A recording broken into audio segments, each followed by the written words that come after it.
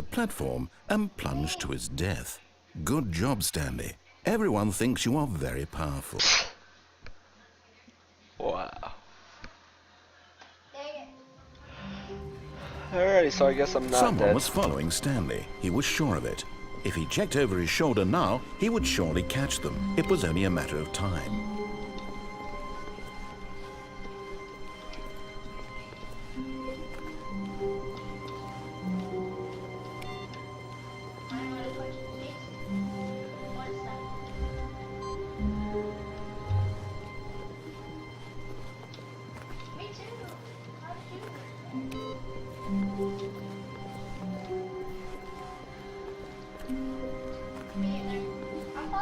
When Stanley came to a set of 2 open doors, this was not the correct way to the meeting room, and Stanley knew it perfectly well.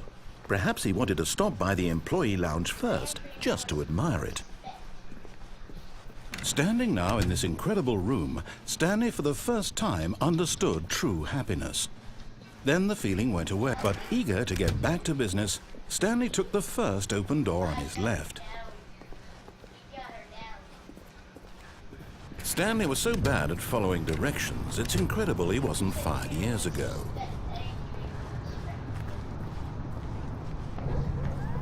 Look, Stanley, I think perhaps we've gotten off on the wrong foot here. I'm not your enemy, really, I'm not. I realize that investing your trust in someone else can be difficult, but the fact is that the story has been about nothing but you all this time. There's someone you've been neglecting, Stanley. Someone you've forgotten about. Please, stop trying to make every decision by yourself. Now, I'm not asking for me, I'm asking for her. This is it, Stanley. Your chance to redeem yourself, to put your work aside, to let her back into your life. She's been waiting. I wonder who this her is.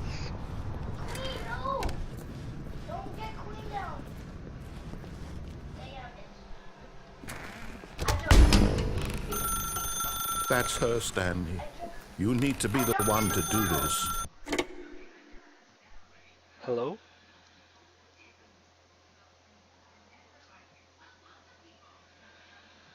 Oh, Stanley, is that you? Hold on, sweetie. Sorry to keep you waiting. I'm just pulling the bread out of the oven. All right. Okay, there we go. All right, now, I want you to come in and tell me all about your day. Gotcha! Oh, come on. Did you actually think you had a loving wife? They'd want to commit their life to you. I'm trying to make a point here, Stanley. I'm trying to get you to see something. Come inside. Let me show you what's really going on here. Real funny guy. This is a very sad story about the death of a man named Stanley.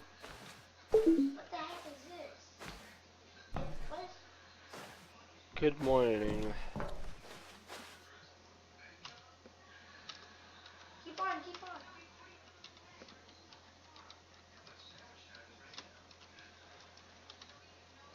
We need to go. I'm gonna... Stanley is quite a boring fellow.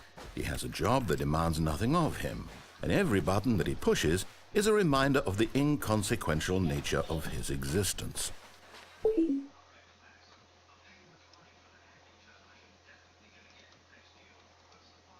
Look at him there, pushing buttons, doing exactly what he's told to do. Now he's pushing a button. Now he's eating lunch. Now he's going home. Now he's coming back to work. One might even feel sorry for him, except that he's chosen this life. But in his mind, in his mind he can go on fantastic adventures. From behind his desk, Stanley dreamed of wild expeditions into the unknown. Fantastic discoveries of new lands. It was wonderful. And each day that he returned to work was a reminder that none of it would ever happen to him. And so he began to fantasize about his own job.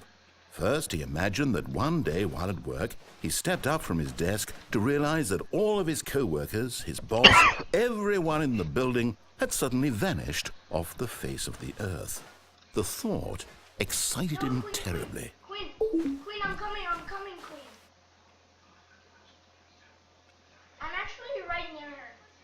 So he went further.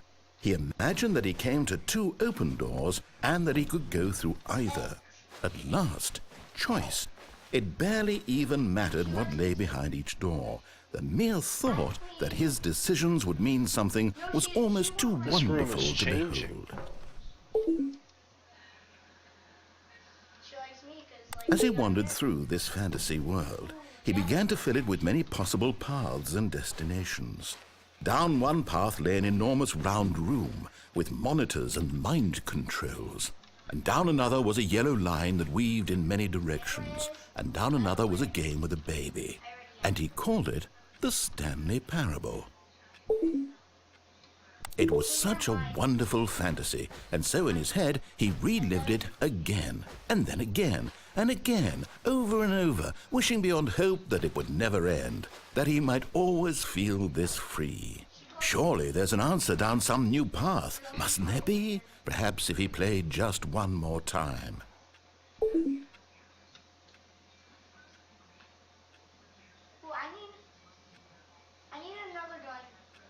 But there is no answer. How could there possibly be?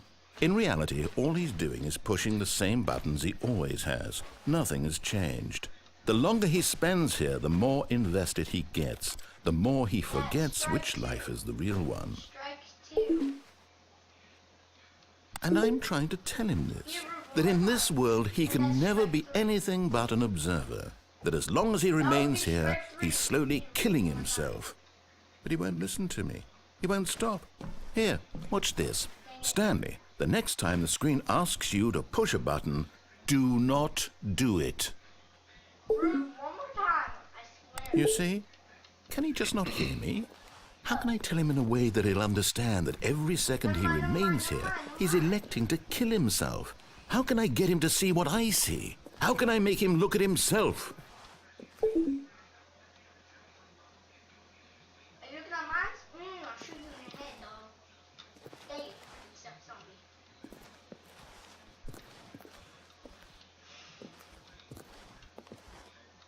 Strike 3.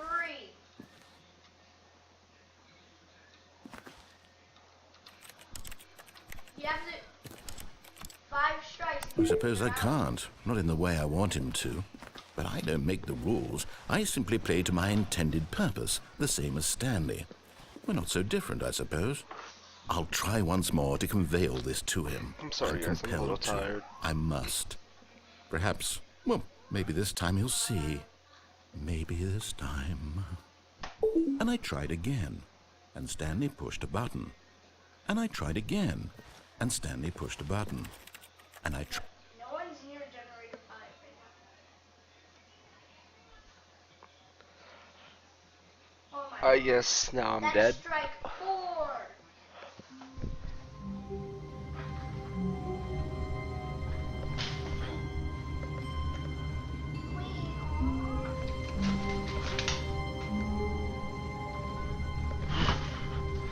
I swear. Not leave me alone. I'm waiting for... Now there's papers all over the damn floor. This is... All of his co-workers were gone. What could it mean? Stanley decided to go to the meeting room. Perhaps he had simply missed a memo.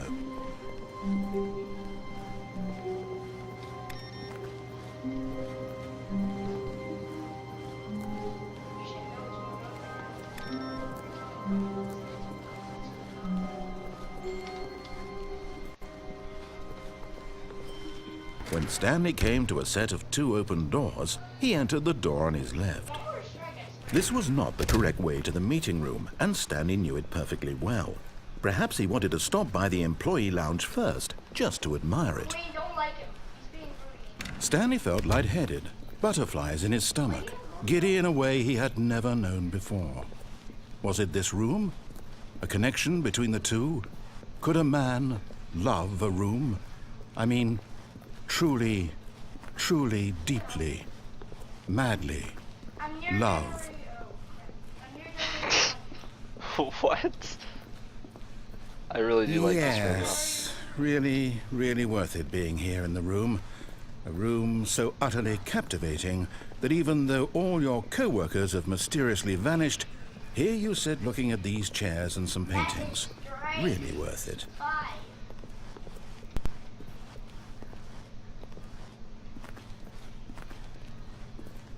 At this point, Stanley's obsession with this room bordered on creepy and reflected poorly on his overall personality.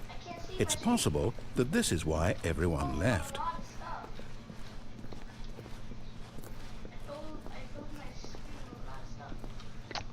And we wait. Stanley sat around waiting for more dialogue, but when a long time had passed and there was no more, he decided that the game was trying to send him a message. But at last, he'd had enough of the amazing room and took the first open door on his left to get back to business.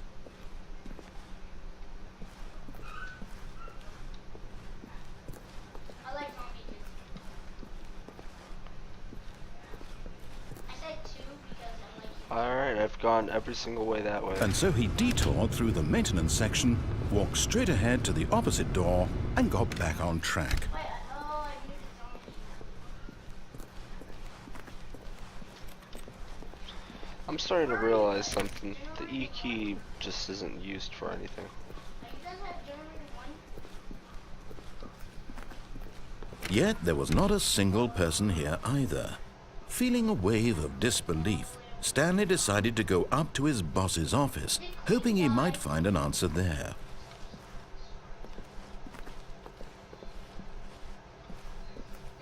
Did Queen die? Obviously, I'm not sure.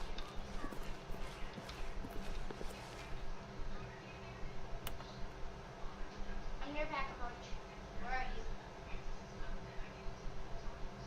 Don't tell me you're in Generator 5. Yeah. Stanley stepped into the broom closet, but there was nothing here, so he turned around and got back on track. Did you see my snap There was nothing here. No choice to make, no path to follow, just an empty broom closet. No reason to still be here. Oh, I love you, bro. Just want to stroke your bristles. It was baffling that Stanley was still just sitting in the broom closet. He wasn't even doing anything. At least if there was something to interact with, he'd be justified in some way. As it is, he's literally just standing there doing sweet FA.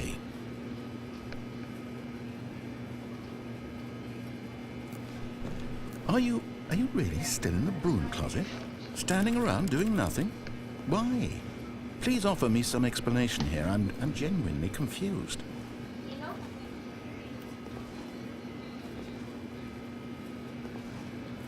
You do realize there's no choice or anything in here, right?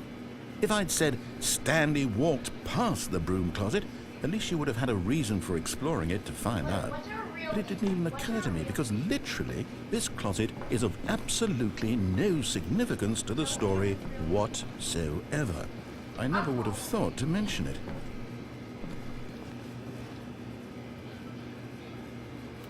Maybe to you this is somehow its own branching path. Maybe when you go talk about this with your friends you'll say, "Oh, did you get the broom closet ending? The broom closet ending was my favorite." I hope your friends find this concerning. Hey, I was not going after it. Stanley was fat and ugly and really stupid. He probably only got the job because of a family connection. That's how stupid he is. That or with drug money. Also, Stanley is addicted to drugs and hookers. Damn right I am. Well, Not I've come really. to a very definite conclusion about what's going on right now. You're dead. You got to this broom closet, explored it a bit, and were just about to leave because there's nothing when a physical malady of some sort shut down your central nervous system and you collapsed on the keyboard. Well, in a situation like this, the responsible thing is to alert someone nearby so as to ensure that your body is taken care of before it begins to decompose. Hello? Anyone who happens to be nearby? The person at this computer is dead. He or she has fallen prey to any number of your countless human physiological vulnerabilities. It's indicative of the long-term sustainability of your species. Please remove their corpse from the area and